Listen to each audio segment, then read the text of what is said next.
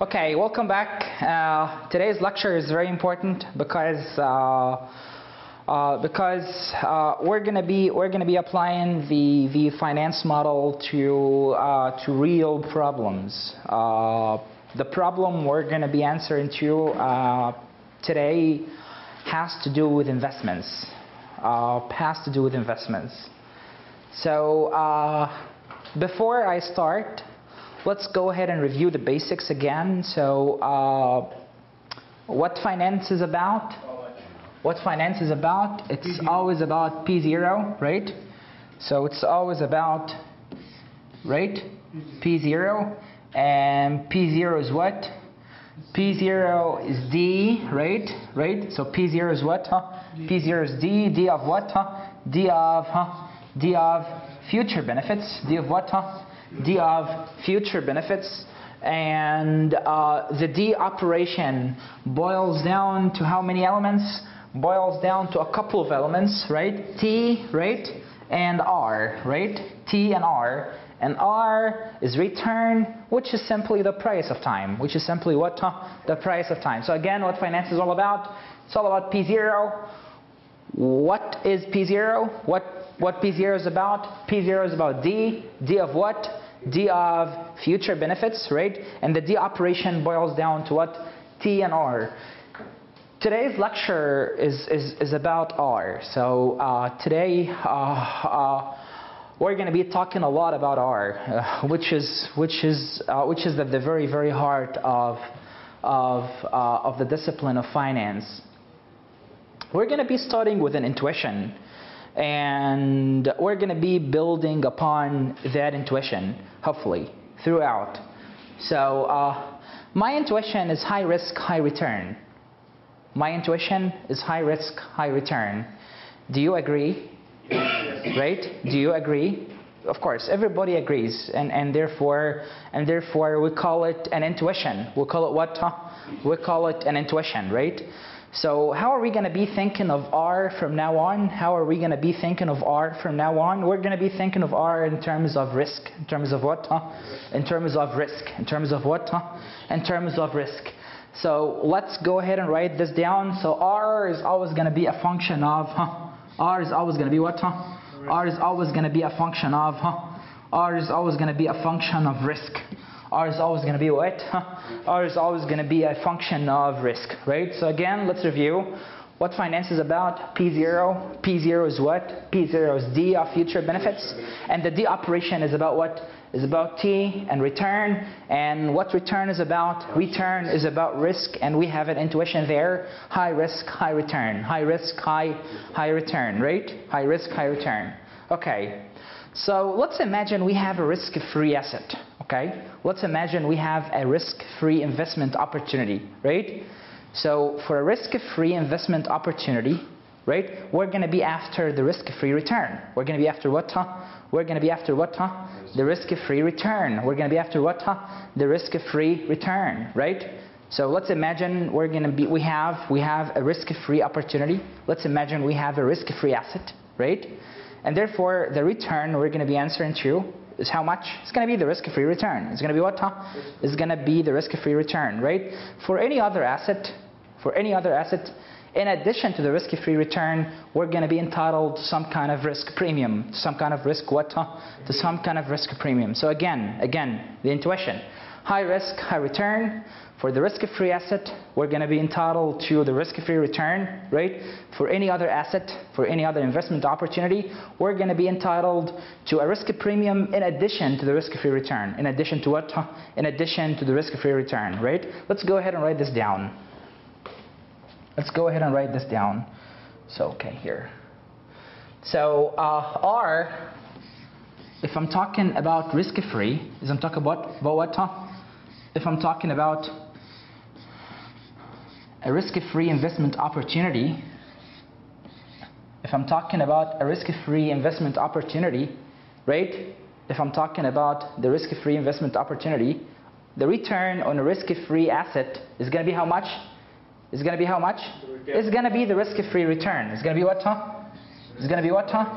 The risk-free return, which are referred to as RF, which are referred to as what? RF, which I refer to as what? RF. You got it? So again, how much is the return expected on a risk-free asset? How much is the return expected out of a risk-free investment opportunity?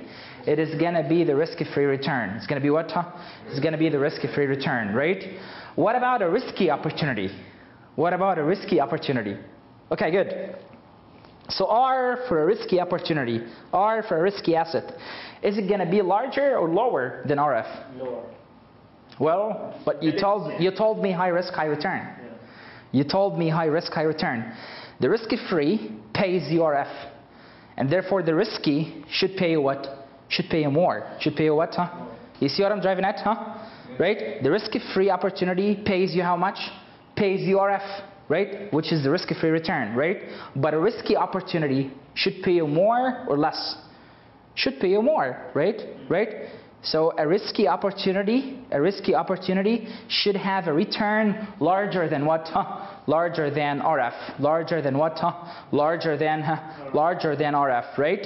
So okay, good. Let's write this down. So R for a risky opportunity. R for what? R for a risky asset. R for a risky asset should be how much? R for a risky asset should be how much? Should it be larger or lower than RF? No. Should be larger. Should be what? Larger. Should be larger. Should be RF plus something.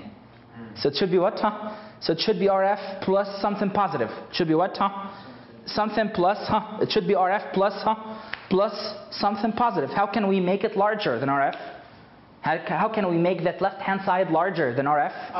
So we're going to be having RF. We're going to be having what? RF plus what?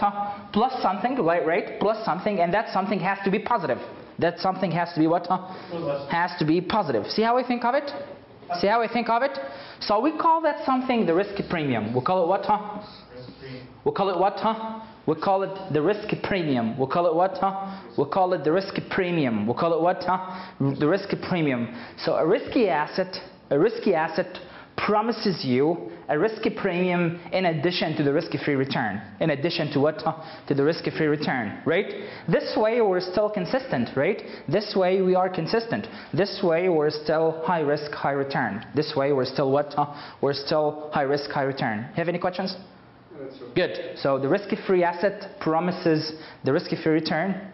A risky asset promises more return, right? Promises larger return, right? How much is larger? It has to do with the risk involved, right? How much is larger? It has to do with the risk involved. How much is larger is precisely a risk premium. How much is larger is precisely what? Is precisely a risk premium, right? Now, before I continue, let me go ahead and define what do I mean exactly by a risk premium. A risk premium is how much that asset pays for risk. Is how much that asset pays for risk.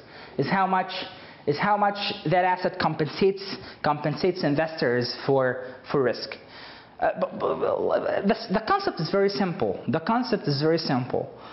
Before I continue, let me ask you this question: how much you pay for anything? How much you pay for anything? You pay for anything nothing but the quantity times the price. Nothing but what? Nothing but the quantity times the price, right? If you want to pay for 5 of those markers, you got it? If you want to pay for 5 of those markers, how much you're going to be paying in total? You're going to be paying the quantity, which is 5, times the market price per marker. Times what? Times the market price per marker. So if we assume that the market price per marker is $2, right? How much you're going to be paying in total? $10. You're going to be paying $10. You're going to be paying what? $10. You're going to be paying what? $10. You're going to be paying the quantity, which is 5, right? Times the market price per marker, which is what? Which is a couple of dollars. And in total, you're going to be paying how much? In total, you're going to be paying $10. In total, you're going to be paying what? $10, right? So how much we should pay for risk? How much that asset pays for risk? How much that asset pays for risk? It pays nothing but the quantity of risk times the market price of risk. You got it? The same concept, the same idea. Right? How much we pay for anything? How much we pay for anything?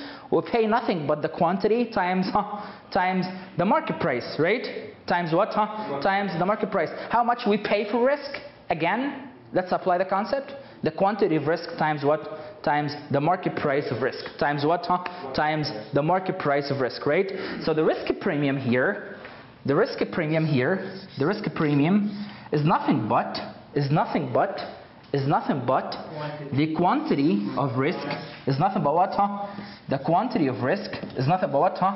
The quantity of risk times what? Times the price of risk. Times what? Times the price of risk. Times what? Times the price of risk. Times what? Times the price of risk. Times what? The price of risk. You got it? So how much we pay for risk? How much we pay for risk? It's nothing but the quantity of risk times the price of risk. How much we pay for anything? How much you pay for anything is nothing but the quantity times what? Times the price. The quantity times what? Times the price. Alright. Now let me give you some terms here. Let me refer to the quantity of risk as what? As beta. Okay? So let me go ahead and refer to the quantity of risk as beta. As what? So how much is the quantity of risk? It's beta. It's what? It's beta. Beta is the single most important number in all of finance. You got it? Beta is the single most important number in all of finance. And what beta is about? It's nothing but the quantity of risk. It's nothing but what? But the quantity of risk. Okay? So how we possibly refer to the quantity of risk as? We refer to it as we refer to it as beta. We refer to it as what? As beta. And we refer to the price of risk as RPM. Okay? So the quantity of risk is what I call beta, and the price of risk is what I call RPM. Is what I call what? RPM. Is what I call what? RPM. What's M here? It's the market. What's M here? It's the market. And what's RP? It's the risk premium. So what's RPM? It's the market risk premium. So what? It's the market risk premium. You got it? So what's M here? It's the market. What's RP? It's the risk premium. What's RPM? It's the market risk premium. So what's the market risk premium? It's the price of risk. So what? It's the price of risk. What's beta? It's the quantity of risk. What's beta? It's the quantity of risk. What's beta? It's the quantity of risk. What's beta? It's the quantity of risk, right? It's the quantity of risk. Good, good. So what's M here again? Because this is very critical. What's M here? It's the market. What's RP? Risk premium. What's RPM? It's the market risk premium. What's RPM? It's the market risk premium. How can we possibly define the market risk premium? You can define it. You can define it from here, by the way. You can define it from here. You can define the market risk premium from the second equation here you have on this board. Well, the market risk premium is going to be what? It's going to be RM minus RF, right? How much is risk premium in general? How much is risk premium in general? It's R minus RF, right? How much is RPM? It's going to be RM minus minus RF. Minus what? Minus RF. You got it? You see what I'm driving at? So we can define RPM from here, right? And how much is it? How much is RP in general? Any risk premium is what? Is R minus what? Minus RF. If we're talking about the market, so what kind of R we're going to be having? We're not just going to be having R. We're going to be having RM. We're going to be having what? RM. And therefore, RPM is nothing but RM minus minus RF. RM minus what? Minus RF. So what's RPM? What's RPM? Let me define it. What's RPM? It's RM minus minus RF. We know what RF is, right? What's RF? It's the return, the risk-free return. What's RF? It's the risk-free return. What's RM? What's RM? It's the market return. What's the market? What a market is? The market is average. The market is what? Is average. So what's RM? You can safely think of RM in terms of the average return. In terms of what? In terms of the average return. Because what the market is nothing but the average of all assets. The market is what? The market is the average of all assets. You got it? And therefore, what's RM? It's the average return, right? What's the market? It's the average of all traded assets. It's the average of what? It's the average of all traded assets. So how can we possibly think of RM?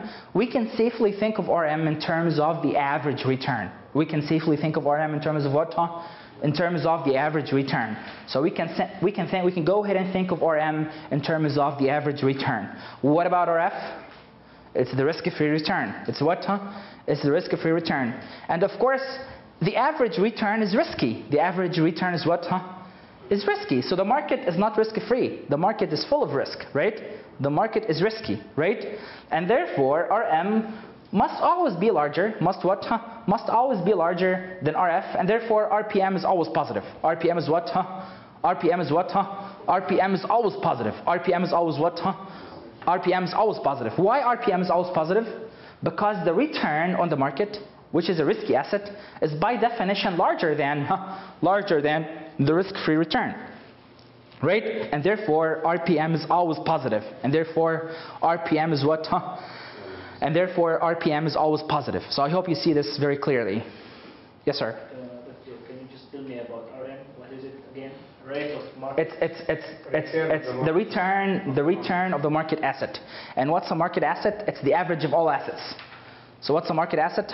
It's the average of all assets, right? So we can safely think of RM as the average return across all assets, across all traded assets,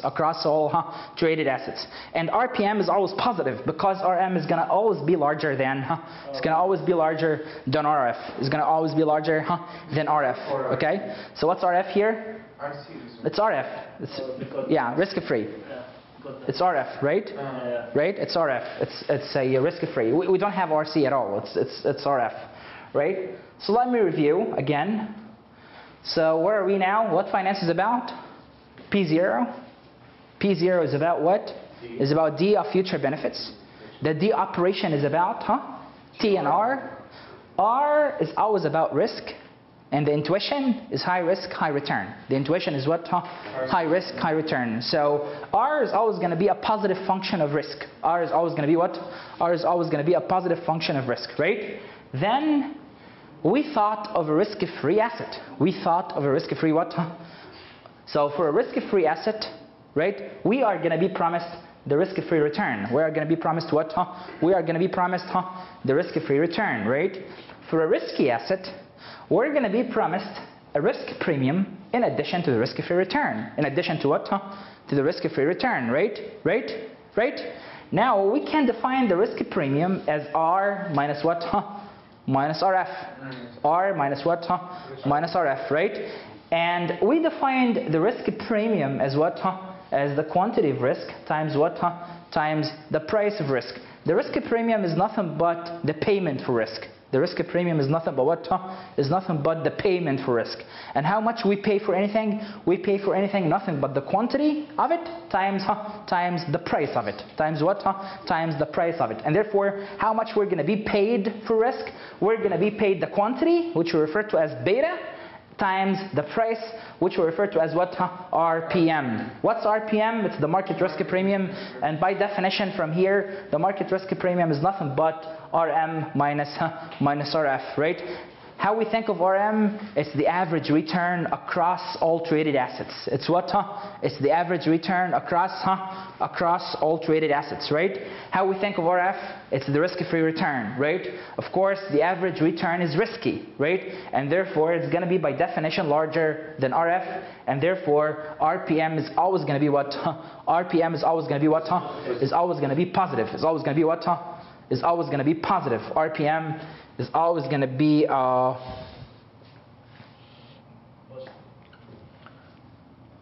RPM is always going to be positive, right? RPM is always going to be positive. So I hope you see this very clearly. Let me review again because it's such an important concept. What finance is about? P0. P0 is what? D of future benefits. What the D operation is about? T and R. What R is about? Is about risk. How we think of risk? We think of risk in terms of a risk-free asset. For that asset, how much we're going to be offered, how much we're going to be promised. We're going to be promised RF, which is a risk-free return. Which is what? Which is a risk-free return. So we think of the risk-free asset as opposed to any other risky asset. As opposed to what? To any other risky asset. For a risky asset, how much you're going to be promised? You're going to be promised a risk premium, RP, in addition to what? In addition to the risk-free return. You can solve for RP as R minus RF, right? Now we define RP as the payment for risk. And how much we pay for anything? We pay for anything, the price of it times what? Times its quantity. Times what? Times its quantity. And therefore RP is going to be nothing but the quantity of risk times the price of risk, right? We refer to the quantity of risk as beta, and we refer to the price of risk as RPM. What's RPM? It's the market risk premium. And by definition from here, by definition from the second equation, the market risk premium is going to be what? Is going to be RM minus RF.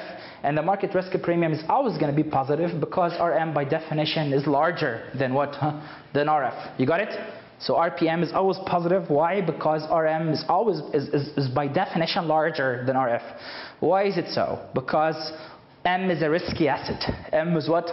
M is a risky asset. And the return offered on a risky asset is by definition larger than that offered by the risk-free asset. You got it? Good. So let's continue. So now what we have, let's write down the model. Let's write down this model in extended form again. So let's write down this model in extended form. Let's write, this is our model. The second equation here defines our model. Let's go ahead and write it in extended form. So if I do, what I'm going to be doing, what I'm going to be writing down, I'm going to be writing down something like that. So R is what?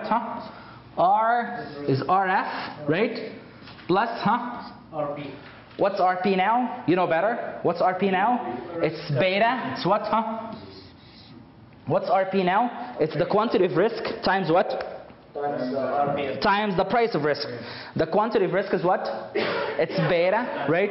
And the price of risk is what? Is RPM. And how much is RPM? How much is RPM? How much is RPM? It's RM minus RF. It's RM minus RF, right? So okay, so let's see. So this is going to be beta times what? Beta times RPM. And we know what RPM is about. RPM is about what? RM minus RF, right? RM minus RF. Good. Let's apply this model. Let's apply this model 4 times. We're coming close to producing a profound result in finance. Perhaps the most significant result throughout all of finance and throughout all of the history of finance and the history of financial scholarship. We're close. We're close. But before we produce those kind of conclusions, let's go ahead and apply this model in its extended form first 4 times. The first time we're going to be applying this model is to the risk-free asset. Is what? Is to the risk-free asset. So if you apply this model to the risk-free asset, how much we're going to be solving for? If you apply this model to the risk-free asset, how much we're going to be solving for? Well, if you apply, what am I solving for here? I'm solving for what? For R, which is what? Which is return. Which is what? Which is return. Where is risk here? Where is risk here? No. RF is return. So where is risk? It's beta. You got it? So where is risk? Beta. So in this model, right, the only risk is beta and everything else is returns. Everything else is what? Is returns, right? R is the return we're after. RF is the risk-free return. And RPM, that's the market return, right? Or the market risk premium. You got it? You got it? Or the market price of risk. So where's risk? Where's risk? Beta. Risk here is only beta. And everything else is what? Everything else is some kind of return. Everything else is some kind of what? Is some kind of return, right? Right? So if I apply this model to the risk-free asset, how much I'm going to be solving for? I'm going to be solving for RF. I'm going to be solving for what? RF. So I'm applying this model to the risk-free. I'm applying this model to what? To the risk-free asset. I'm applying this model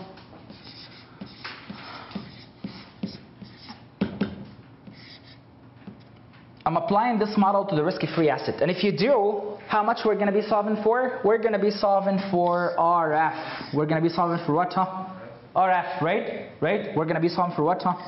For RF, right? And RF is what? RF is going to be what? It's going to be RF. It's going to be what? It's going to be what? RF, right? Plus what? plus beta F, plus what, huh? Right? Plus what, huh? Beta F, right? Times what, huh? Times RPM. Times what, huh? RPM. And so, beta F is going to be how much? Beta F is going to be how much? Beta F is going to be what?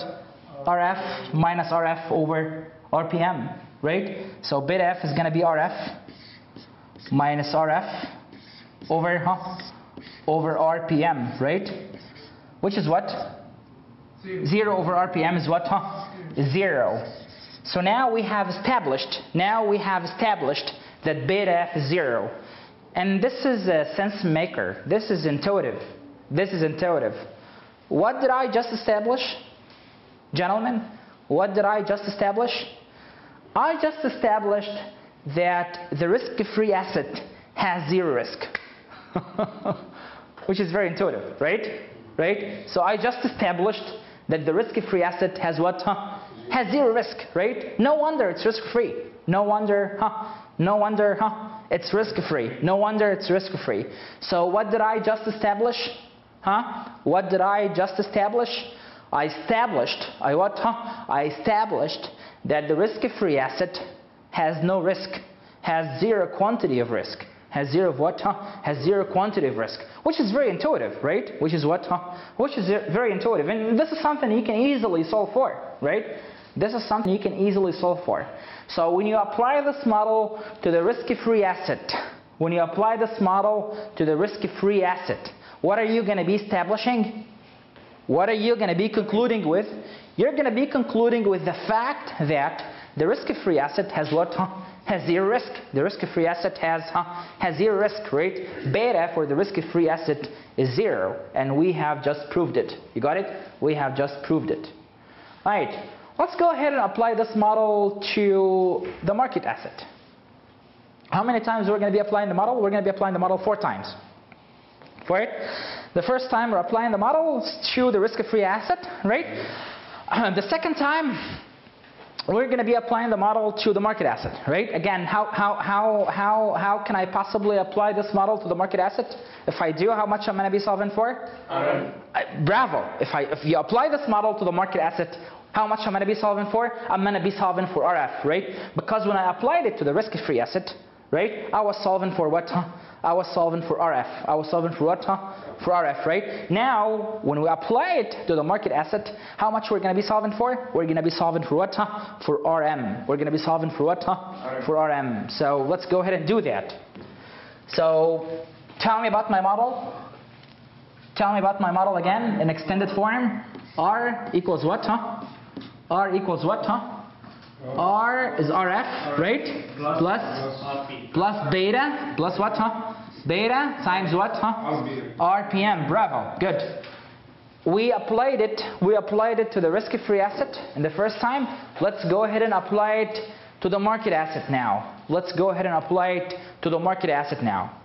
So what I'm going to be applying my model to? We're going to be applying the model now to the market asset. So the market. We're going to be applying to the market asset. What's a market asset? What's a market asset? What's a market asset? RM is a market return, or the average return. What's a market asset? It's the average of all assets. What's a market asset? It's the average of all traded assets. It's what? What's a market asset? What's a market asset? It's the average of all, it's the average of all traded assets. It's the average of what, It's the average of all traded assets, right? So what's a market asset? It's the average of all traded assets, right? When you apply this model to the market asset, how much am I going to be solving for? I'm going to be solving for RM, right? And RM is going to be what? Is going to be what, Ryan? It's going to be RF, right? Plus what, Plus beta M, plus what, Plus what, Plus beta M, right? By the way, in the model, RF and RPM are constants, right? Or they're going to be the same, right? Right? The only things that are asset specific are R and beta, right? So R and beta are asset specific, right? But RF and RPM are sort of like common among all assets. You got it? You got it? You got it? So the only couple of things that are asset specific are what? Are R and beta, right? So if you solve for RM, you must have what? You must have beta M. You must have what?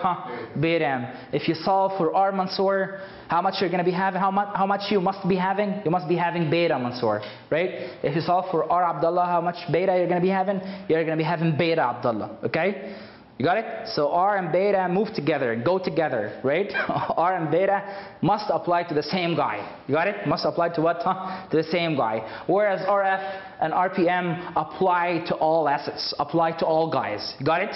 They're common. They're sort of common, right? What's not common, what's an asset specific in the model, are nothing but R and beta. So if we're applying this model to the market asset, we're going to be solving for RM, and the way to solve for RM is to have what?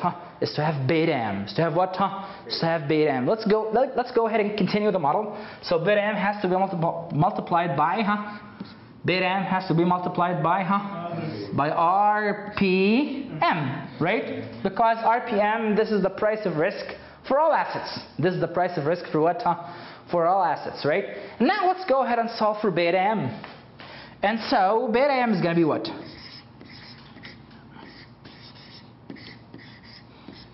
And so beta M is going to be what? RM. Beta M is going to be what? So beta M is going to be RM minus RF, right? Over RPM. Over what? But how much is RM minus RF? How much is RM minus RF? It's RPM. It's what? It's RPM. So it's going to be RPM, right? Over RPM. Which is what? Which is 1. Which is what? Which is 1. So what did I establish now? What did I just establish? I just established that for the market asset, right? For the market asset, right? The quantity of risk is 1. It's actually 100%. For the market asset, the quantity of risk is 100%. For the market asset, the quantity of risk is 100%. This is also very intuitive. Why? Why? Because what's a market asset? It's the average of all assets. It's what? It's the average of all assets. And therefore, if beta M is 100%, this is telling us nothing but all assets have 100% of the risk. You got it? You see that? So if beta M is 100%, this is telling us nothing but the fact that all assets must have what? Must have 100% of the risk. Must have what? 100% of the risk. So in the previous application, we established that beta F is 0. And this is very intuitive. Why? Because the risk-free asset has 0 risk. The risk-free asset has what? Has 0 risk. But now we have just established that beta M is 100%, which is another way to say that all assets have what? Have 100% of the risk. This is very intuitive. The risk-free asset has no risk, but all assets together have 100% of the risk, have all the risk. You got it? The risk-free asset has no risk, right? But all assets together have all the risk. Have all what? Have all the risk there is. Have all the risk there is. This is very intuitive. And this is very consistent. And this is very critical. This is very critical as far as like finance is concerned. Very, very critical. This is the building block of finance theory, of modern finance theory. So the building block of modern finance theory is to realize that the risk-free asset has no risk, whereas all assets, right, have what? Have all the risk. Have what? Have all the risk, right? This is why beta M was established to be 100%, whereas beta F was established to be what? To be 0, right? Let's go ahead and apply the model again a third time. Okay? Now I'm going to be applying the model to a risky asset A. To a risky asset what? To a risky asset what? To a risky asset A. Okay? So if you apply this model, what kind of model I'm talking about? What kind of model I'm talking about? I'm talking about this model in extended form. R equals what? RF plus beta plus what? Plus beta times what? Times RPM. It's beta, not B. You got it? Sort of like a bee with a long leg. So it's beta. Huh? It's beta, please. Not a bee at all. Okay? Looks like a bee, but it's not a bee. It's beta. Huh? Good. So let's go ahead and apply it to, let's apply it a third time, but now to what? To a risky asset A. To a risky asset what? To a risky asset A. Right? To a risky asset what? To a risky asset A. So we're going to be applying this model to a risky asset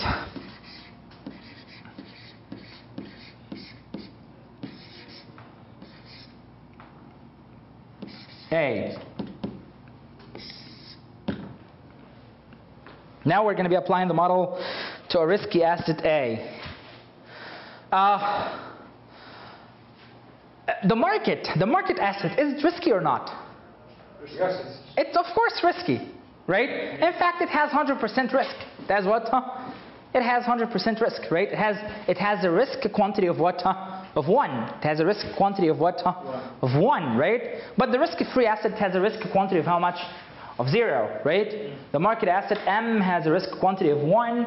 What about A? Let's see. So let's go ahead and apply the model to A. So if we're to do that, what am I going to be solving for?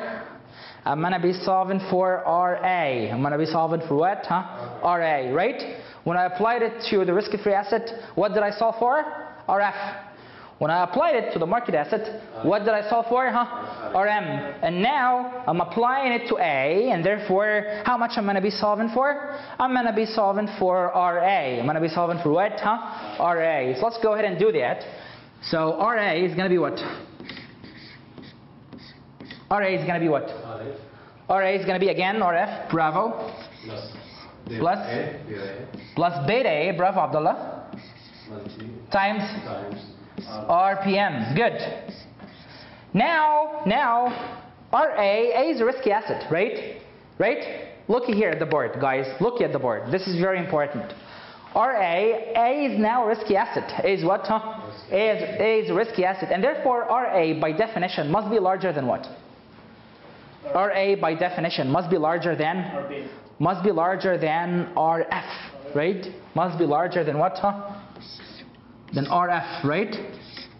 So RA by definition must be what?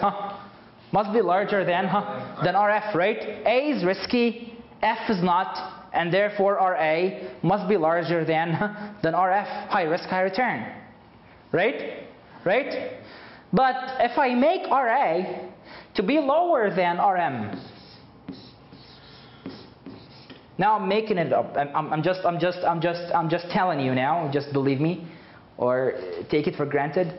I'm just telling you that RA is lower than RM, but larger than RF. So sort of like RA is somewhere in between RF and RM, right? Right? It is not as low as RF, and it is not as large as RM, right? It is somewhere in between. You got it? What can I say about A? What can I say about asset A? Asset A is a risky asset, right? Right? This is why RA is larger than RF, right? Right? But RA is lower than RM. And therefore, what can I possibly say about asset A? I can say a couple of things. First, I can say something about beta. I can say something about beta. Beta A is going to be what? Beta A, is it going to be 0? No. No, it's not going to be 0. So it's going to be larger than, It is going to be larger than, Than beta F. It's going to be larger than what, Than beta F, right? Right? And therefore, of course, because RA is lower than RM, and therefore beta A must be what? Must be lower than what? Than beta M, right? And therefore, what can I say about asset A? I say that asset A is safer than average. I say that what? That asset A is what? Is safer than the average asset. Okay? Or in other words, the average asset is riskier than asset A. You got it? You got it? So what can I say about asset A? What can I say about asset A? I can say that asset A is safer than the average asset, or in equivalence, the average asset is what? Is riskier, is what? Is riskier than asset A, is riskier than asset A. So what can I say here? And so A is safer than average. A is what?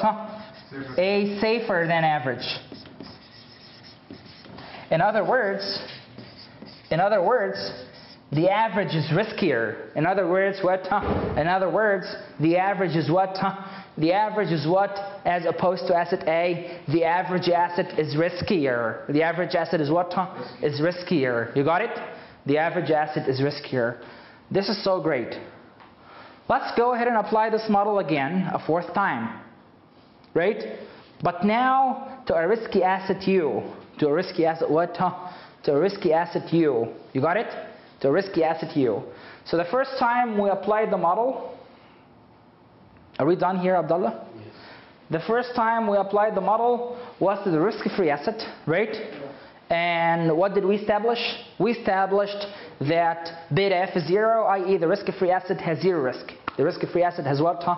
Has 0 risk, right? Next, we applied it to the market asset. And what's the market asset? It's the average of all assets. And what did we establish? We established that beta M is 100%. In other words, all assets must have 100% of the risk.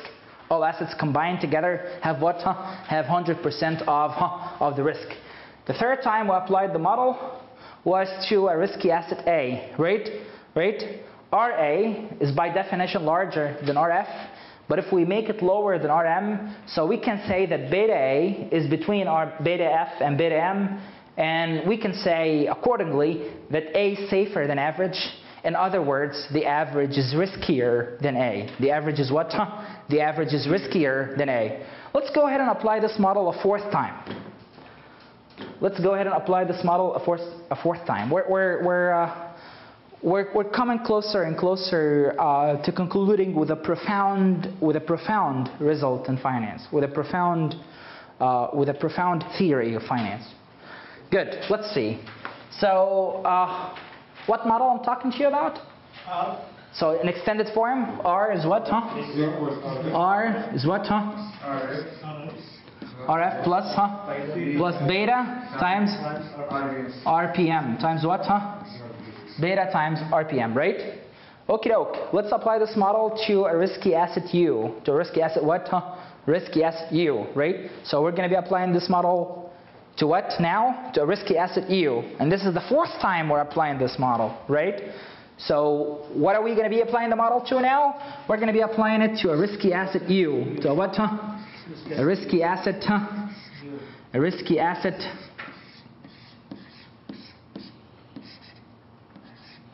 Risky asset U.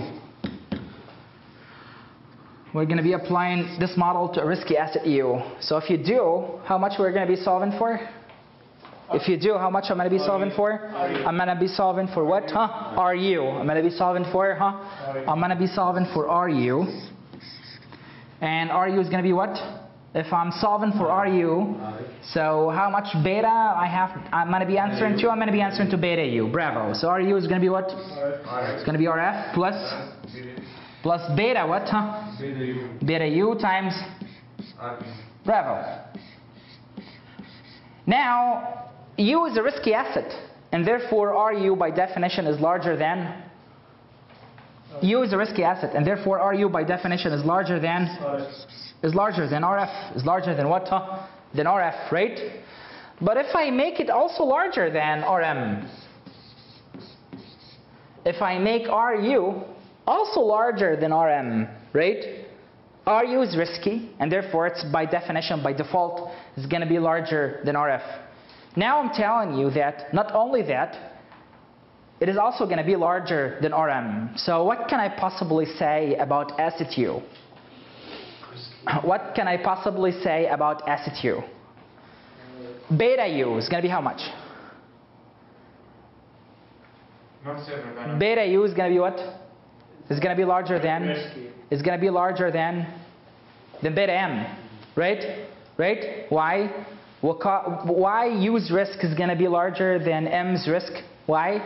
Because U's return is larger than M's return. High risk, high return, right? And therefore, what can I say about RU? What can I say about asset U? I can say that beta U is going to be larger than beta M. And how much is beta M? It's 1, right? Right? And therefore, beta U is going to be what? It's going to be larger than 1. Beta U is going to always be larger than what? If this is true, if this statement is true, this statement is also true. So if that statement is true, this one here is true. And so beta U is going to be larger than beta U is going to be larger than what? Than beta M. And how much is beta M? It's 1. And therefore beta U is going to always be larger than 1, right? And what can I say about asset U? The average is safer than U. What? Of course. What can I say about asset U? Of course, you did it. So we can say that the average is safer than asset U. Or in other words, U is riskier than average. U is what? U is riskier than average. So if this is true, this is also true. And so if that is true, this is also true. So and so what? And so U is what? U is what? Is riskier than average. U is what? Is riskier than average. U is what? Is riskier than average. Well, let's go ahead and summarize. Let's summarize now. You got it? Are we fine here? Yeah. So U is riskier than average, but A was what? Was safer than average. So why A was safer than average? Because beta A was lower than beta M, right? Why beta A was lower than beta M? Because RA was lower than RM, right? Right? Right? Now U is riskier than average. Why U is riskier than average? Because beta U is larger than beta M. And how much is beta M? Beta M is always 1. And therefore beta U must have been larger than 1. And therefore we say that U is riskier than average. We say that U is riskier than average. Well, let's summarize because we're coming very close now to concluding. Let's go ahead and summarize. So our summary is going to be exhausted in terms of a couple of statements, right? A statement about betas and a statement about R's. A statement about what? A statement about betas and a statement about R's, right? So let's go ahead and summarize in terms of betas. So beta U was what? Beta U was larger than 1, i.e. beta U was larger than beta M, right? Right? But beta M was larger than beta A, right? And beta A was larger than beta F. You got it? You see that? So again, beta U is larger than beta M. And how much is beta M? It's always 1, right? And beta M was larger than beta A, whereas beta A is larger than beta F. Let's go ahead and write down that. So beta U is larger than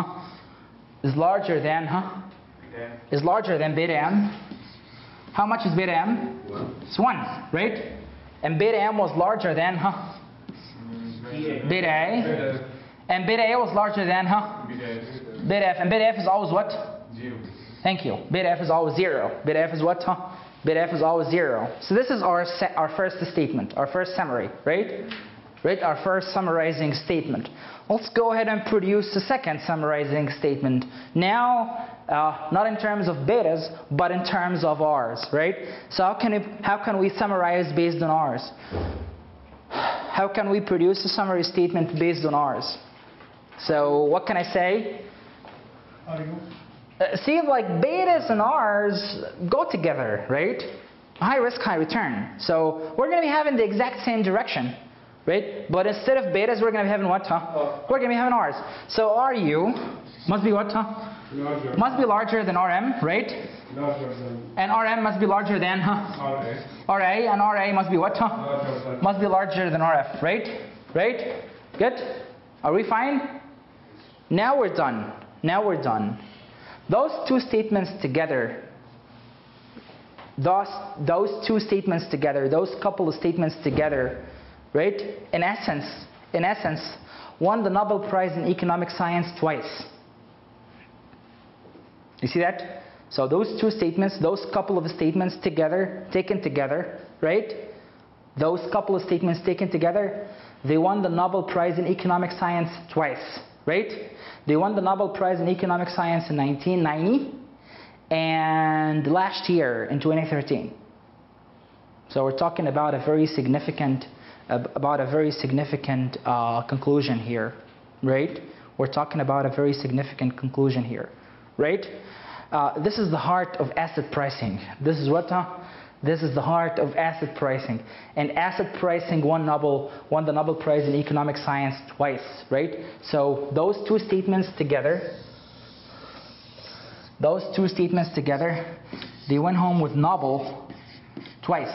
In 1990, the Nobel went to Professor Sharp, and in 2013, and the Nobel went to Professor Eugene Fama and Scheller of Yale University. Don't forget me. Yeah. So we're going to be stopping here today, and we'll continue next week. Okay. But before I leave, let me go ahead and review. Okay. Let me go ahead and review. Let's review what finance is about. P0. P0 is what? P0 is D. D of future benefits. The D operation is about T and R, right? R